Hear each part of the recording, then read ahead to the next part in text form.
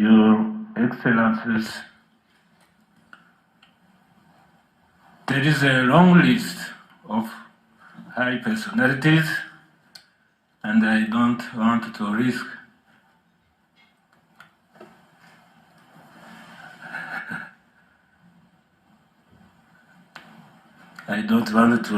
to maybe not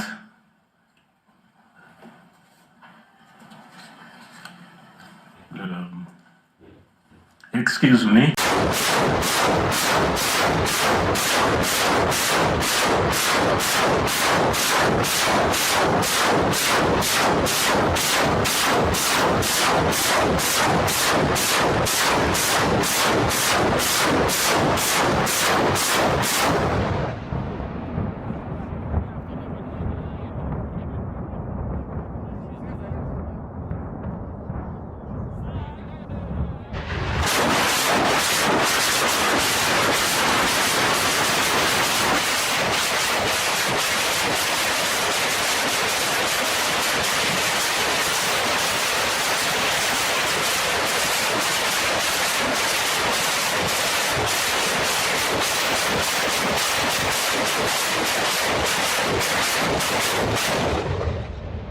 ariko umunsi hagize uwibeshya akatwishoraho ntabwo azasubiraho yaturutse, ntabwo byakunda.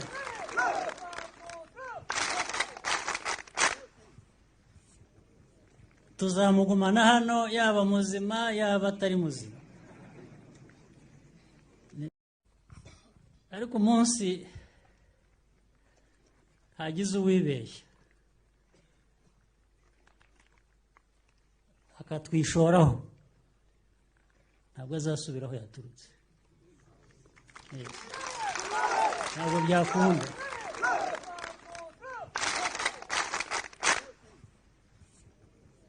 Tuzamugumana hano yaba muzima yaba atari muzima. Magambo Kagame yavuze haba kuri twe nka FRN n'abandi twarayakurikiye, gusa ntaragira icyo mvuga ndabanza rwose nkubwire ko hariya Kagame yabaye umuntu w'umugabo, ndanamushimira kuko yerekanye ko igihugu gifite ikibazo nubwo yakisa akabazo, ariko nzi ko nabazi ko atari akabazo ahubwo ari ikibazo. Icyo namushimiye rero nta kindi, yerekanye ko abayobozi afite bo mu nzego zo hasi nta bwisanzure bafite bwo kuba bavuga ikibazo bafite cy'umutekano muke. Urugero, ubumeya wa Nyaruguru ntiyavuga ko mu karere harimo imirwano kandi akayobora abona raporo ya buri munsi. Yewe na polisi ntiyatinyuka kurihingutsa, impamvu nta yindi ni kwa kutisanzura kuba mu Rwanda, mbese umuntu umwe niwe wica agakiza ariwe Kagame, farawo w'umunyarwanda. Ikindi rero ngarutse inyuma gato, Kagame yavuze ko dutera u Rwanda duturutse muri Nyungwe twarangiza tugasubirayo. Muri make icyo bivuze rero nawe uracyumva. Nawe azi ko FRN hari, ngira ngo n'abajyaga bavuga ko FRN itaba muri Nyungwe ko ngo ishobora kubita nabaho. Aba Kagame yadufashije kubaha igisubizo cya nyacyo kandi mu gihe gikwiriye. Uwaba rero agishidikanya ku byo FRN ikorera mu Rwanda, ibyo biramureba. Ikindi nubwo Kagame yakisa akabazo, ariko nawe azi ko ari ikibazo, kuko niba hari ikintu kimuteye ubwoba FRN irimo, kandi impamvu nta yindi nuko yamusanze ku butaka bwe kandi yaravugaga ko ngo hariho inkuta eshatu utarenga n'umurongo wa nyirantarengwa utawurenga ngo ubeho.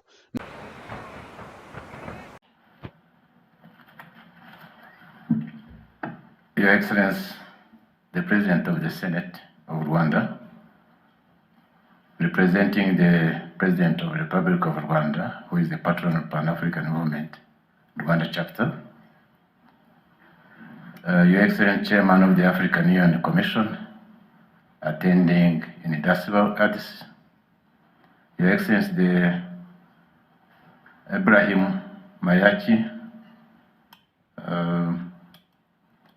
Chief Executive Officer of the NEPAD, also attending from Addis, Your Excellency, Dr. Donald Kaberuka, former President of the African Development Bank and the AU Special Envoy for Finance, here with us. Your Excellency, Dr. John Engasong, Director General, Africa Center for Disease Control and Prevention, also attending from Addis Ababa. The former Chief Justice and Madam, who is here with us, honorable members of Cabinet, honorable members of Parliament, Excellencies the Ambassadors, comrades, the Pan-Africans from Rwanda and beyond, ladies and gentlemen, good afternoon to you all. The gentlemen, on behalf of the President of the Republic of Rwanda, His Excellency President Paul Kagame, I'm delighted to welcome all of you to this National Congress of the Pan-African Movement, Rwanda chapter.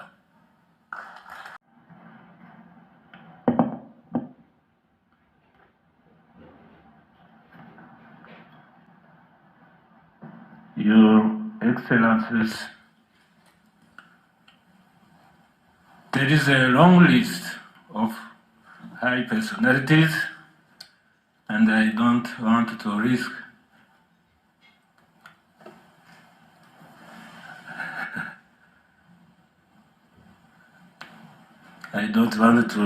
to maybe not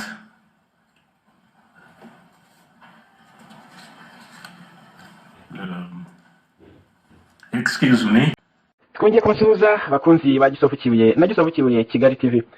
Turi ku rugamba rugana intsinzi. Ngira ngo mumaze kumva televiziyo y'u Rwanda, televiziyo y'igihugu igira iti nyakwigendera Perezida wa Repubulika Paul Kagame arahagarariwe. Ngira ngo bishko bitajya bavuga bati Augustin Yamuremye mu izina rya Perezida Kagame. Aho hari mu nteko y'u Rwanda. Nabarangije ati ndababwira mu izina rya nyakwigendera Paul Kagame ndamuhagarariye. Ubwo icyo ngicyo mu cyongere kuko kuntu ejo abasirikari barangizaga amahugurwa y'abinasho bamubuze. Bari bategereje ngo araza wapi. Kandi muri bwaje bamutweretse ngo yasenga abasirikare ngo muri ntoza muri cya gihugu cyo mu majyaruguru ya Senegal muri bakamutwereka ari kuri stade i Dakar muri Senegal. Ariko byagera mu gihugu cy'u Rwanda uwo mugabo kunya akabinyuguti akabifoto.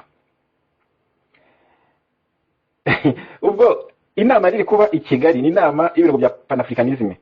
Ni inama ikomeye kuko yatumiyemo umunyamabanga mukuru umuyobozi wa Union Africaine Musa Faki. Inama yari yitabiriwe n'umugabo bita Mayaki wo muri Nepad. Umuntu wese wakurikiranye nyakwigendera Paul Kagame ya disikuru baduhaga ijambo Mayaki, ijambo Musa Faki murabizi ko idashobora kuburamo. Ni abantu bakomeye ku isi, ni abantu bakomeye ku rwego rw'u Rwanda, ku rwego rwa nyakwigendera Paul Kagame. None ibaze ubwo nabo mbabwiye harimo na Donald Kaberuka nagari umuntu woroheje. Abo bose rero bitabiriye inama ariko umukuru w'igihugu ubigize roho mbirwaga bungira amahanga yose baramubura i Kigali.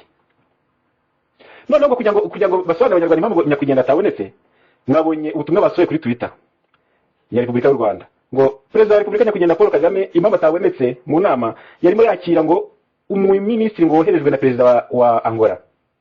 Urumva gatsikantu kageze. Ni gute wabanje kuvugana na boss bijyanaga mbabwira ni gute bakakuvugana na boss ngo yakongeza mvugana n'abakozi be noneho banjyanira ubutumwa. Hari inama yahuje Perezida wa Angola, u Burundi, Uganda, Congo, Brazzaville, Congo Kinshasa n'ibindi sinibuka n'u Rwanda na Uganda. Nyakwigendera bura muri iyo nama arahunga ngagiye muri Mauritania. Igihugu kirafite hano gihuye n'u Rwanda jise guhunga gusa guhunza iyo maske gwitagera mu bantu. Sinzi niba basubira inyuma ngo mbibutse ukuntu iyo maske yavuye muri Rusere ejo bundi. Ukuntu batubeshye ngiye mu Budage twakira ku karubanda link y'inama babona nta kuntu bayitekinika babishingutse kandi bavuze tubwira ko yafashe indege agezeyo ngo yitabiriye inama ntabonetsemo. Ngira ngo mwese bikurikiye ko nabahaye link ntibana tubwira bati niba batitabiriye inama yavunitse ijose reka da. Nyuma y'iminsi ngaye bamubereka ngo ngeze ngo muri hehe ngo muri Senegal mu gihe mu karere ikishasa hari inama yakuri ibihugu iri kwiga ku bukungu umutekano by'akarere na Afrika naho arahabuze. Wanyuma kumva bati bakubwira ngo Paul muzamuzure nzabakurira ingofero kabisa. Abanyarwanda kazi twikomereze ku rugamba dukomeze kandi mwumve ko turi gutsinda. Ndakeka nta kitabereka ko intsinzi itugeze mu maboko. Ikintu igiterwa muri kano kanya kurusha ibindi muribuka 94 u Rwanda ubwo rwavuga muri genocide. Hari ikintu cyatumye abanyamerika n'ibindi bihugu by'Iburayi badatabara mu Rwanda cyangwa by'umwihariko abanyamerika cyangwa se ngo bafate ibyemezo by'ubufasha ku gihugu. kubera akaga bari bamaze guhurira nako, ndavuga abanyamerika muri Somalia bahahamutse barahunga. Ubu dufite kandi kaga rero u Rwanda sinzi ko bizagenda. Murabona intambara iri kuba hagati y'Uburusiya na Ukraine, yatuvuga hagati y'Uburusiya n'abanyamerika. Muri make kugeza iyi saha tuvugana, abanyamerika bagaragaje ubwoba kwa gutontoma ntacyo yanga umuntu urimo ubusa igira urusako. Kugeza uyu munsi naho hano turi, aho abanyaburayi byabacanze n'abanyamerika bari mu kantu k'ikimwaro kuntu, kandi bakaba badashobora kwataka, kandi bakaba ntacyo babikoraho uretse nyine gutontoma kugira gute. Nyamara muribuka mbere yuko intambara itangira, Perezida Amerika yahoraga buri munsi avuga ngo bazibeshye Putin amukora mu itama, ngo ngere ukore mu itama surebe, arongera akoramo.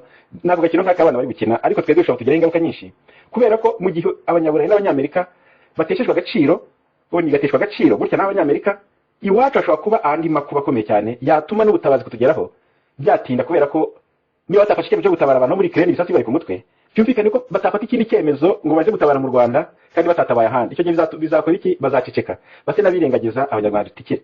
Ubwo iyo ndababwiye ngo mucane ku maso, kubera ko amakuru yagezeho ambwira ko ari akagurupe k'abasirikare bifuza ko hari icyo bakora ngo bahirike nyine agatsiko ku ruhande rwabo. Ubwo rero mucunge neza batabibira revolution, mucunge neza batatwibira ukwibohoza, batadufatanya n'aya mahanga arangaye, kuko ubico bakora turebye nabi ntawabavuga, kubera ko uyu munsi bisi irajagaraye. Uwashaka kubiyagira icyo akora cyose yagikora.